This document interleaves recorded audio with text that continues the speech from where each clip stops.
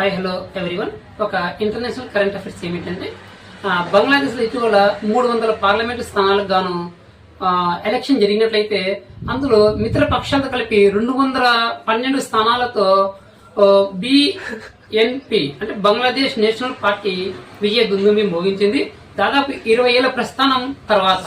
అయితే దాని యొక్క అధ్యక్షుడు తారిక్ రహమాన్ గారు దేశ ప్రధానిగా అయ్యేదానికి అవకాశాలు పుష్కలంగా ఉన్నాయి.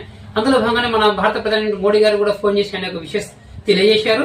ఇకపోతే ఒకసారి చరిత్ర చూసినట్లయితే బంగ్లాదేశ్ లో దాదాపు షేక్ హసీనా గారు అవామిక్ పార్టీ వ్యవస్థాపకురాలు 15 ఏళ్ల సుస్థిర పాలన తర్వాత దేశవ్యాప్తంగా అల్లర్లు సృష్టించడం వలన ఆమె భారతదేశంలోనే తలదాచుకున్నటువంటి విషయం అందరికి కూడా తెలిసిందే.